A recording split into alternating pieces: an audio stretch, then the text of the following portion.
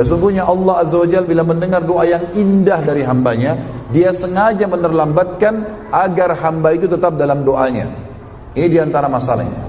Ingat teman-teman, kalau Allah Azza wa Jalla ini sangat menyayangi kita, mengalahkan sayang kita pada diri kita sendiri, mengalahkan sayang orang tua kita, ibu kita kepada kita. Itu ada dalilnya. Hadis Bukhari, kata Nabi SAW, ini dalam satu peperangan tentunya ya. Pernah di dalam satu peperangan, ada tawanan-tawanan perang orang-orang kafir, di antaranya ada ibu-ibu, ada anak-anak kecil, dikumpulin semua oleh kaum muslimin. Ini jadi ghanimah, dibagi-bagiin kepada mujahidin. Teman-teman sekalian, ada satu ibu, ternyata ibu ini kelihatan sedang mencari anaknya. Di kumpulan anak-anak tawanan ini, dia keliling, dia lihat anak kecil diangkat, dibalik, bukan anaknya. Waktu itu lagi panas, matahari terik, kemudian debu lagi berterbangan, luar biasa gitu. Ibu ini ternyata lagi menyusui anak dia. Dia cari anaknya yang masih di bawah 2 tahun. Keliling, terus dia balik, Nabi SAW perhatikan. Dan Nabi suruh sahabat memperhatikan ibu itu. Apa yang sedang dicari sama dia? Ternyata ibu ini begitu melihat sekian banyak anak yang sedang disuruh diangkat-angkat dibalik. Terakhir ada anak diangkat dibalik, anaknya dia. Apa yang terjadi teman-teman? Ibu tersebut tiba-tiba memeluk anaknya, seakan-akan lupa kalau itu di kancah peperangan, lupa kalau ini panas, keringatan. Lalu dia memasukkan anaknya di bawah bajunya, disusuin langsung. Pada saat itu, apa kata Nabi SAW? Tidakkah kalian lihat bagaimana sayangnya ibu itu pada anaknya? Kata para sahabat, iya ya Rasulullah. Kira-kira kata Nabi, kalau seandainya kita membakar api dan kita suruh ibu itu lempar anaknya di api itu, apa dia mau lempar? Kata para sahabat, tidak mungkin ya Rasulullah. Gak mungkin ada ibu mau lempar anaknya di api. Apa kata Nabi SAW? Ini namanya jazbul intibah, menarik perhatian para audiens agar memperhatikan apa yang Nabi ingin sampaikan. Ini penting sekali. Beliau sengaja lempar tadi seperti itu. Lalu beliau mengatakan, demi zat yang ubun-ubunku dalam genggamannya, maksudnya demi Allah, Tuhan kalian Allah lebih sayang kepada kalian daripada ibu itu kepada anaknya. Allah Azza wa Jalla teman-teman gak mau orang masuk neraka. Antum tahu sendiri kisah Fir'aun, kisah orang-orang kafir, sampai sebelum meninggal masih datang sinyal hidayahnya.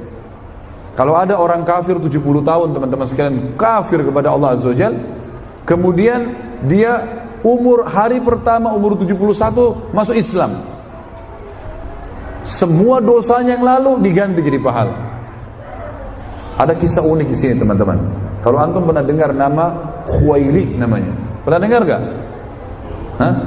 Khuwairik pernah dengar gak? Antum harus tahu orang ini. Ini pendeta Yahudi yang masuk Islam di zaman Nabi SAW. Dia masuk Islam teman-teman pagi hari pas mau perang Uhud. Dia pendeta. Nabi SAW bilang jihad, lawan Quraisy. Kumpul semua sahabat-sahabat nih. Khuwairik ini dengar. Dia datang ke pemukiman Yahudi lalu dia mengatakan, hai Yahudi, kalian tahu Muhammad adalah utusan Allah. Jelas dalam Taurat, berimanlah. Mereka bilang kami nggak mau. Baik, kalau kalian tidak mau, maka kalian temukan dalam Taurat ada ayat yang menjelaskan kalau ada nabi lain, kan nabi-nabi sebelum Nabi Muhammad SAW bisa sezaman ya. Nabi Musa zaman sama Nabi Syuaib, mertuanya sendiri. Masa sezaman dengan Nabi Khidir yang merupakan temannya, gitu kan? Yang jelas Nabi Musa dalam Tauratnya dikatakan ada ayat kalau ada nabi di tempat lain yang memanggil jihad, kita berada di tempat ini kita harus membantunya, minimal itu. Mereka bilang ini hari Sabtu. Tepatnya perang Uhud hari Sabtu memang terjadi. Kami nggak mau berperang. Kau sudah tahu hai Khuwairik apa yang Allah hukum ashabus sabt, dikutuk jadi kera dan monyet, jadi kera dan babi. Kami tidak mau itu. Lalu kata Khuwairik, ini adalah perlakuan kalian yang buruk. Saya akan pergi sendiri. Dia pergi, dia syahadat. Khuwairik syahadat pada saat itu. Ya Muhammad, saya masuk Islam. Syahadu an la ilaha illallah Rasulullah, masuk Islam. Ikut dengan pasukan jihad. Ini tepatnya habis sholat duha. Habis sholat duha. Perang terjadi teman-teman sekalian dan selesai sebelum duhur. Perang terjadi sebelum duhur, selesainya. Dan Khuwairik terburu mati syahid di Uhud. Apa kata Nabi SAW? Siapa yang ingin melihat penghuni surga yang belum pernah sujud sekalipun, ini orangnya. Syahadat di duha, belum masuk waktu duhur, belum ada kewajiban sholat dia, meninggal dunia. Lihat bagaimana seperti itu teman-teman sekalian kasih sayang Allah Subhanahu Wa Taala. Seorang Badui di perang Khaybar dari suku Ashja datang langsung masuk Islam di tangan Nabi SAW. Lalu kata Nabi SAW, baiklah kalau kau masuk Islam silakan. Setengah benteng Khaybar sudah dibebaskan, ya. Lalu Nabi SAW berikan dia ghanimah, kasih orang ini juga. Kata orang tersebut, ya Rasulullah, saya datang bukan untuk ghanimah, saya datang untuk ikut berperang bersama anda, dan Allah muliakan saya mati syahid dengan panah Yahudi yang masuk ke sini, ditunduk dada sebelah kirinya, dan tembus di sini, tunjuk belakangnya. Kata Nabi SAW, kalau kau jujur sama Allah, Allah akan kasih. Subhanallah, terjadi penyerangan. Orang ini maju di depan pasukan muslimin, ada panah Yahudi nyasar, kena di tempat yang tadi dia tunjuk. Tembus, kena depan, tembus di belakang. Waktu Nabi lihat, Nabi mengatakan, huwa, apakah dia orang yang tadi ini? Kata para sahabat, iya ya Rasulullah. Kata Nabi SAW, subhanallah, yang telah memastikan benarnya janjinya. Ini orang tadi minta begitu. Begitu Allah mulianya teman-teman sekalian. Orang asal mau taubat saja, asal mau kembali, Allah akan sayang dengan kita. Makanya Nabi mengatakan tentang penghuni neraka, wala yahliku illa halik. Tidak ada yang masuk neraka kecuali orang yang memang dasarnya bodoh sekali. Jadi di sini teman-teman kita harus tahu, kalau kisah ini sudah kita fahamin, berarti kalau kita berdoa, Allah itu maha mendengar, maha melihat, maha mengetahui. Antum jangan pikir Allah nggak dengar, Allah nggak sayang dengan saya. Salah. Riwayat Bukhari juga menjelaskan, Nabi Musa alaihissalam pernah setiap hari teman-teman diganggu oleh seorang Bani Israel. Setiap hari caci maki Allah, caci maki Taurat, caci maki Musa alaihissalam. Bertahun-tahun Nabi Musa sabar. Sampai satu waktu teman-teman Nabi Musa sudah tidak sabar. Nabi Musa berdoa sama Allah, ya Allah, ambil alih orang ini. Jibril datang di sholat malam. Jibril datang mengatakan, hai Musa, ini riwayat Bukhari ya. Jibril mengatakan, hai Musa, Tuhanmu telah memberikan hukumannya orang itu di tanganmu. Kau tinggal bilang apa saja. Minta turun petir, dia akan disambar. Minta dia mati di tempat, mati di tempat. Minta bumi tenggelamkan, tenggelamkan. Pokoknya apa saja kau bisa ambil alih. Silakan. Apa yang kau sebutkan Allah kabulkan. Besok pagi Nabi Musa AS jalan teman-teman sekalian, ketemu lagi sama orang itu, caci maki lagi Allah, caci maki Taurat, caci maki Musa AS. Nabi Musa marah. Nabi Musa mengatakan, ya ard khudhi, hai bumi tenggelamkan orang ini. Semestinya teman-teman, Allah Azza wa Jal tenggelamkan langsung orang itu mati kan, mestinya. Tapi Allah kasih proses teman-teman, tenggelam sampai lututnya saja orang itu. Dia bergerak nggak bisa. Lalu dia mengatakan, Musa maafin saya. Nabi Musa mengatakan, tidak bisa, kau sudah bertahun-tahun sakitin saya. Ya ard khudhi, bumi tenggelamkan dia, tenggelam sampai perutnya, nggak langsung tenggelam dulu. Hai Musa maafin saya akan beriman sama Tuhanmu, saya akan beriman pada risalamu. Enggak, saya enggak percaya. Hai bumi tenggelamkan, tenggelam sampai tenggorokannya, masih mengucapin, hai Musa saya mau beriman. Nabi Musa enggak percaya. Ini bertahun-tahun nyakitin Nabi Musa, caci maki Allah, bohong nih. Hai bumi tenggelamkan, ditenggelamkan sama Allah. Setelah itu Jibril datang. Apa kata Jibril dalam riwayat ini? Hai Musa, Tuhanmu memberikan salam kepadamu dan berkata, ma aqsa qalbak, sungguh keras hatimu hai Musa. Kalau seandainya orang ini minta kepada saya, dalam kondisi begitu saya akan terima taubatnya.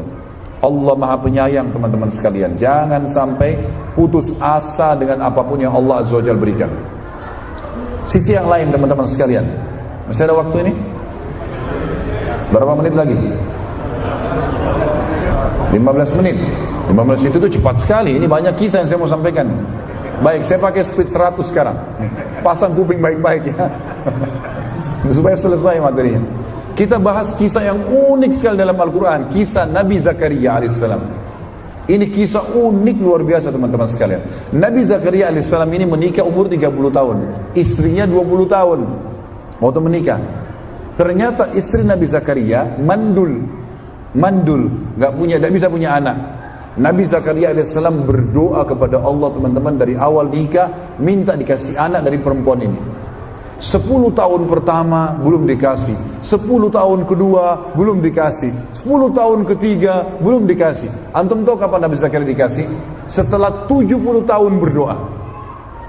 Umur Nabi Zakaria 100 tahun, umur istrinya 90 tahun, mandul lagi, sudah nenek-nenek sekarang mandul, gitu kan? Maka pada saat itu Allah kasih untuk menjadi pelajaran buat kita. Allah itu Maha mendengar, Maha mengetahui. Jangan putus asa. Kita renungi ayatnya teman-teman. Surah Maryam. Surah nomor 19 ayat 1 sampai ayat 10. A'udzubillahi minasyaitonirrajim. Kaf, ha, ya, ain, sad. Ini huruf-huruf terputus di awal Al-Quran, hanya Allah yang tahu artinya atau nama lain surah itu. Bisa surah Maryam atau surah Kaf, ha, ya, ain, sad. Baik, zikru rahmati rabbika abdahu Zakaria. Coba kalian merenungi, mengikuti kisah hambanya Allah Zakaria. Apa yang dilakukan Zakaria? Idnada rabbahu, pada saat dia berdoa pada Tuhannya, nidaan khafiyya, doa sembunyi-sembunyi. Kata ulama tafsir, dikuatkan dengan sebuah riwayat, kalau Nabi Zakaria, ayat ini menceritakan keadaan Nabi Zakaria itu umurnya sudah 100 tahun. Sudah 100 tahun dia berdoa, ya Allah karuniakan saya anak dari istri saya yang ini, yang 90 tahun yang mandul ini. Maka dia sembunyi-sembunyi karena khawatir kalau kaumnya tahu, kaumnya bilang Zakaria gila nih. Dikatakan oleh Allah, qala rabbi, apa doanya? Wahai Tuhanku, inni wahanal azmu minni, sesungguhnya tulang-tulangku sudah lemah. 100 tahun pada saat itu. Washta'ala ar-ra'su syaiba, rambutku sudah putih semua. Walam akum bidu'aika rabbi syaqiyya, tapi saya tidak pernah putus asa berdoa padamu ya Allah. Tetap saya akan minta, karena ini ibadah saya lakukan. Wa inni khiftul mawaliya min warai, dan saya takut nanti kalau saya meninggal tidak ada penerus, tidak ada yang lanjutkan ini risalah kenabian. Wa kanat imraati akhirah, kendala utamaku istriku itu akhir, mandul. Wa fahabli min ladunka waliya, tapi ya Allah dari istri mandul ini kasih aku anak. Kata Allah, kata Nabi Zakaria masih berlanjut, yarithuni, tujuannya anak itu agar bisa mewarisi aku, wa yarithu min ali Yaqub, dan mewarisi juga kurma yang dibawa oleh ali Yaqub, keluarganya Nabi Yaqub alaihissalam. Yaqub nama lainnya Israel, Bani Israel itu keturunan Nabi Israel, Nabi Yaqub. Semua nabi-nabi ini termasuk Nabi Zakaria adalah keturunan Bani Israel. Waj'alhu rabbi radiyah, dan jadikan anak itu, hai Tuhanku, adalah anak yang baik. Teman-teman sekalian, perlu digarisbawahi satu hal sebelum saya lanjutkan ayat sisanya. Kalau kita minta doa kepada Allah yang Maha Pemurah, teman-teman, kalau kita minta sesuatu, pastikan antum sabar dari garis start sampai garis finish. Jangan buru-buru teman-teman sekalian ya. Kalau antum sudah mengatakan Allahumma atau ya Rabbi atau ya Allah, apa saja, kalau antum sudah ucapkan, kata ulama, antum sudah buka garis start, dan itu berarti sudah ada garis finishnya. Antum tinggal lari saja sampai ke finish nanti itu. Asal syarat tadi terpenuhi, antum akan sampai di situ. Ini sudah jelas. Makanya harus terus. Ini pelajaran dari Nabi Zakaria alaihissalam, berdoa.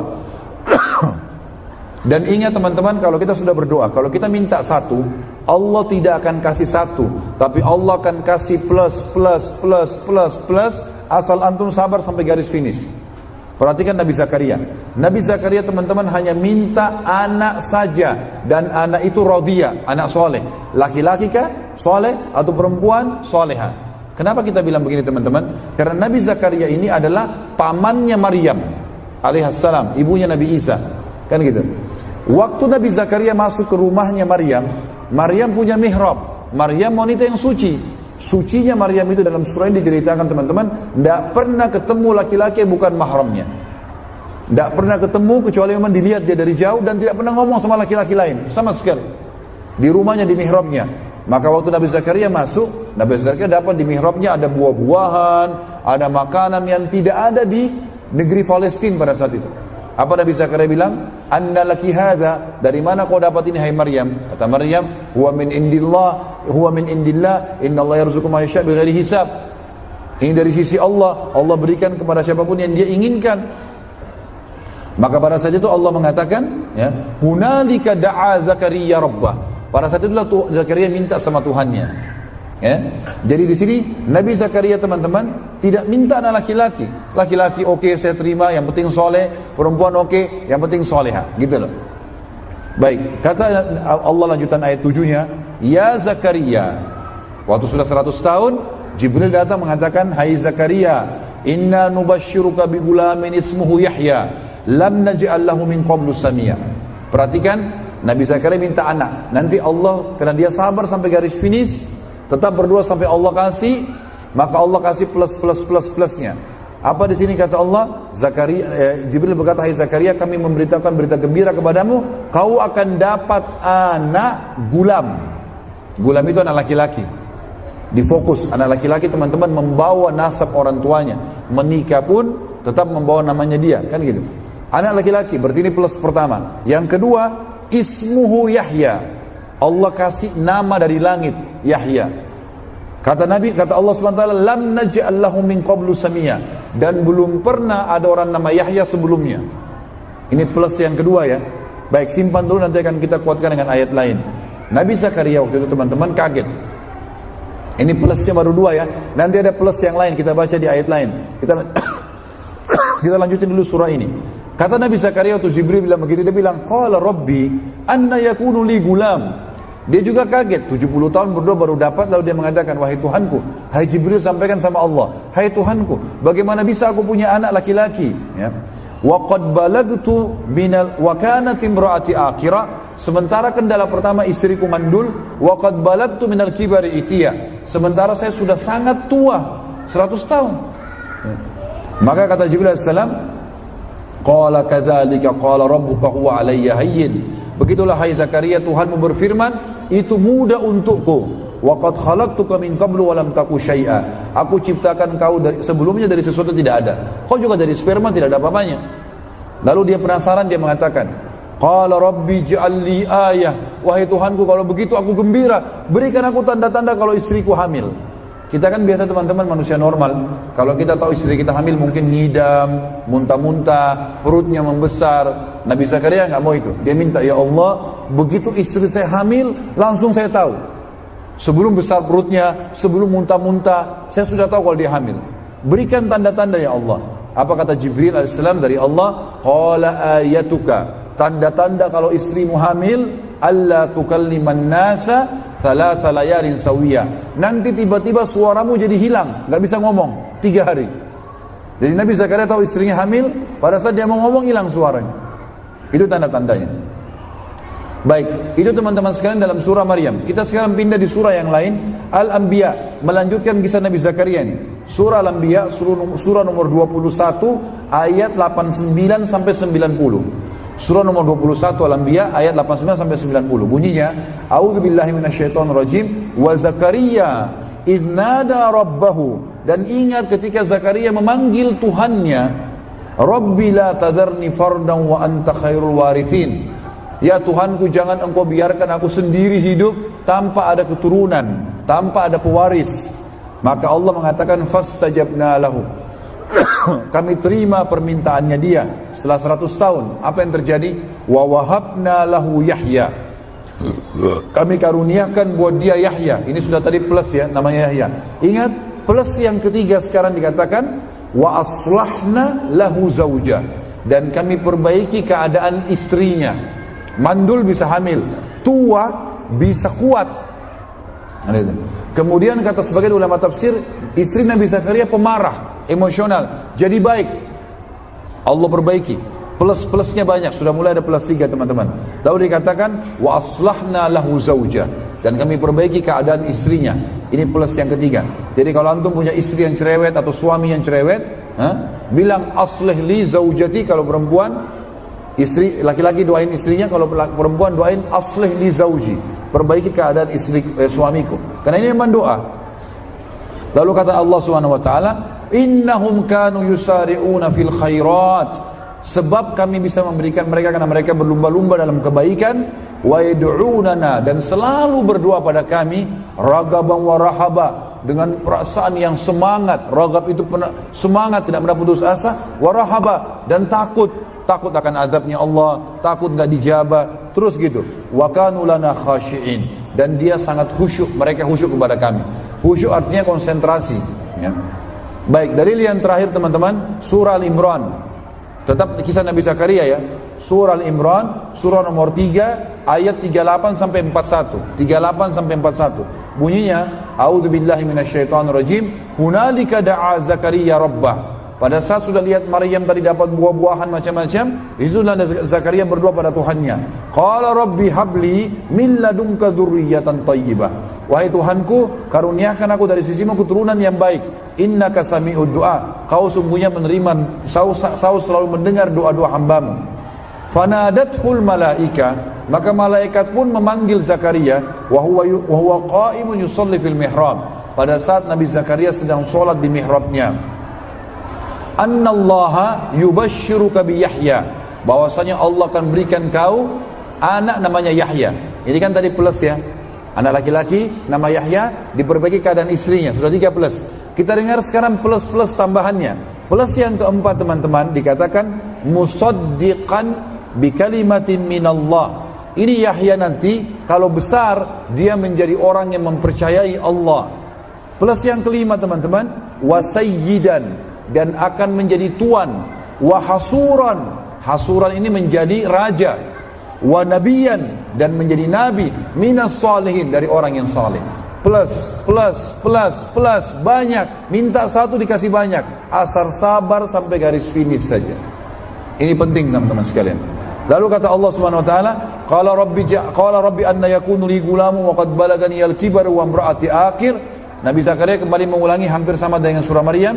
Hai Tuhanku, bagaimana aku bisa punya anak laki-laki sementara aku sudah sangat tua dan istriku mandul. Qala kadzalika Allah yaf'alu ma yasha. Jibril berkata, begitulah Allah melakukan apa yang dia inginkan. Lalu dia mengatakan, qala rabbi ja'alni ayah. Wahai Tuhanku, jadikan tanda-tanda untukku kalau saya tahu istri saya hamil. Lalu kata dia, kata Allah SWT, qala ayatuka, tanda-tandamu kalau istrimu hamil, alla tukalliman nasa thalathata ayyamin illa ramza. Pada saat itu kalau istrimu hamil, tiba-tiba kau tidak bisa ngomong sama orang selama 3 malam 3 hari. Ayat tadi Maryam cuma 3 hari. Ini 3 malam 3 hari, gitu kan? Kecuali isyarat. Kau hanya bisa berikan isyarat kepada orang. Lalu kata Allah penutupan ayat, "Wadhkur rabbaka katsira wasabbih bil 'ashyi wal ibkar." Dan bertasbihlah, ingatlah Tuhanmu selalu Zakaria, dan bertasbihlah kepadanya di pagi dan sore hari. Kata ulama, kalau Nabi Zakaria mau berzikir, keluar suaranya. Kalau tidak mau berzikir, kalau ngomong yang lain, hilang suaranya. Pada saat itu 3 hari. Ini teman-teman sekalian adalah kisah Nabi Zakaria. Masih ada waktu? 5 menit lagi, Masya Allah.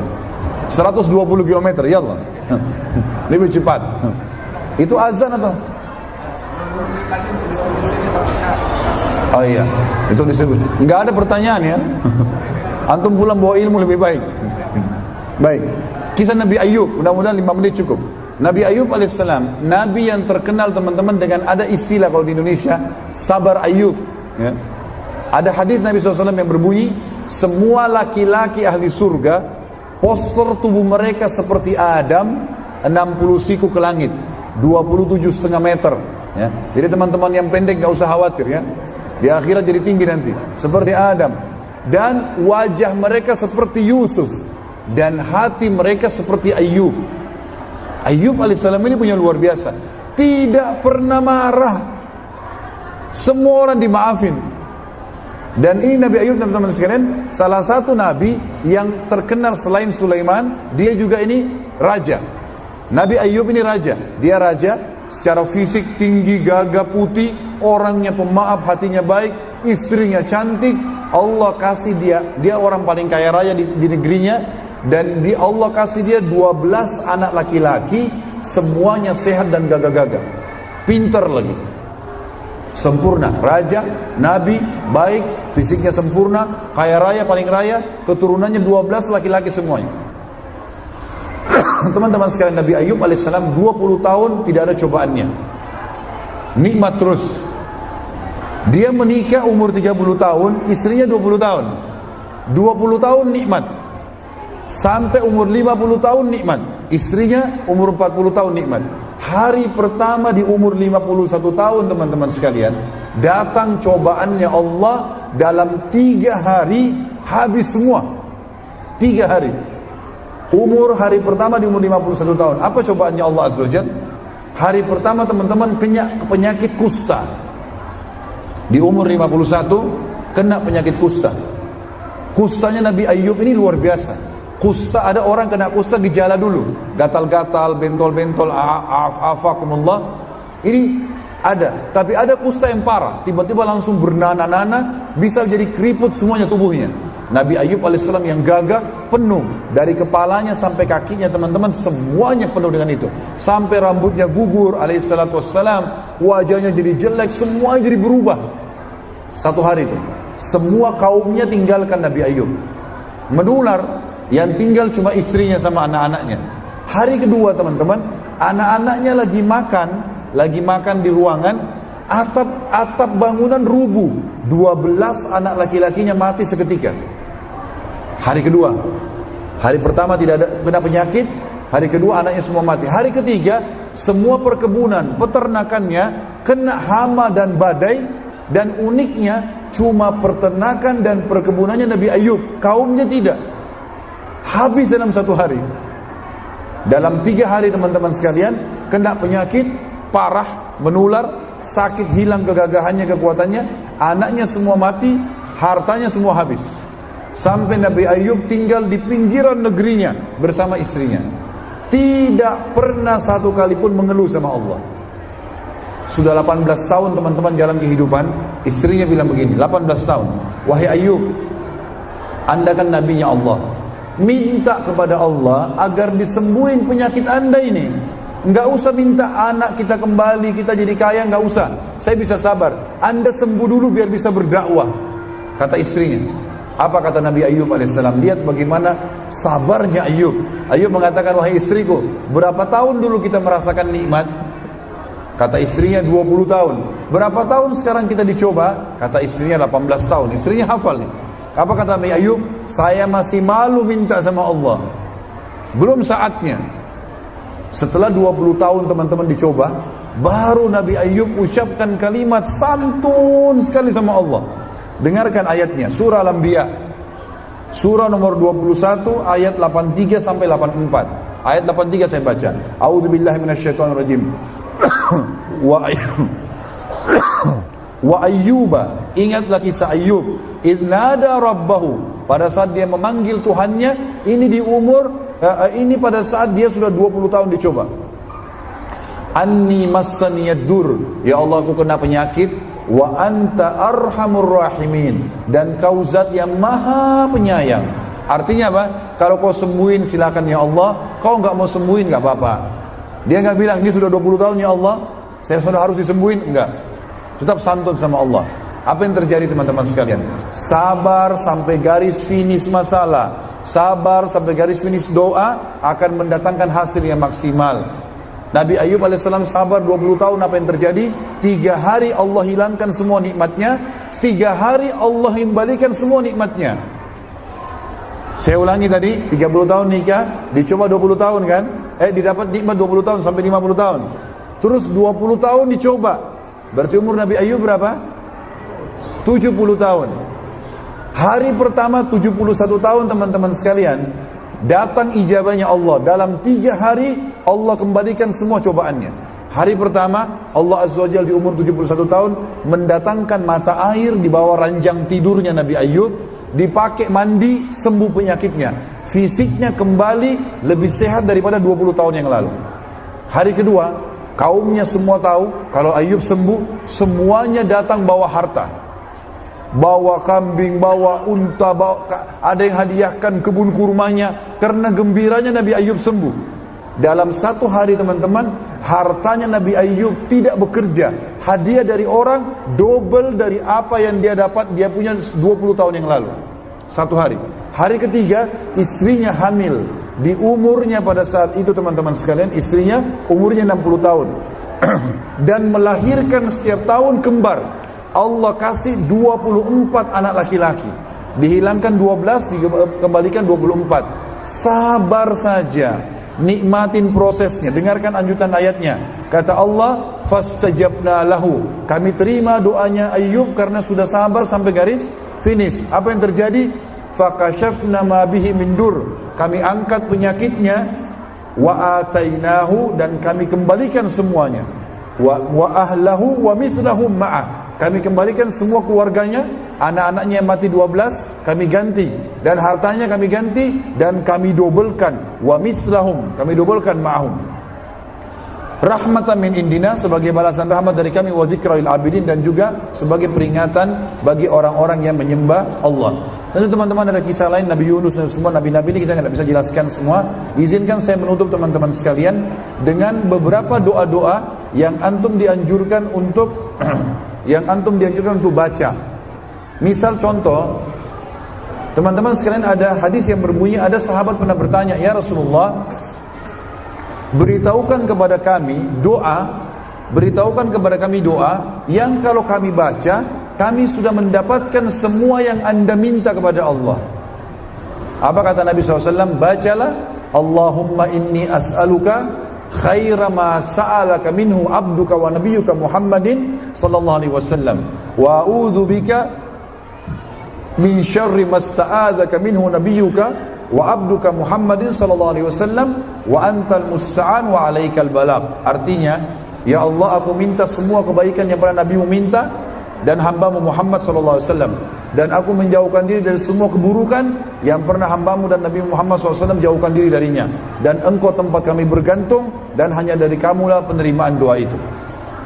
Yang kedua teman-teman sekalian, doa Nabi SAW ajarkan, Allahumma inni as'aluka khaira kullihi, aku minta semua kebaikan ya Allah, ajilihi, yang terdekat, wa ajilihi, yang terjauh, wa a'udzubika minasyarri kullihi, jauhkan kami dari keburukan semuanya, ajilihi, yang sudah dekat, wa ajili, dan juga yang masih jauh. Dan yang terakhir teman-teman sekalian adalah kita membaca doa yang sudah masyhur, ya Allahumma inni a'udzubika min zawali ni'amik, ya Allah jauhkanlah saya dari hilangnya nikmat-nikmatmu secara seketika, wa fujaati nikmatik, tiba-tibanya datang cobaan darimu, wa tahawuli afiatik, dan teralihkannya kesehatan menjadi penyakit, wa jami'i sahatik, dan semua murkahmu. Tentu ada doa-doa lain teman-teman, tapi ini adalah doa-doa yang dianjurkan untuk kita berusaha untuk membacanya, karena doa-doa ini memang mengumpulkan semua kebaikan. Mari kita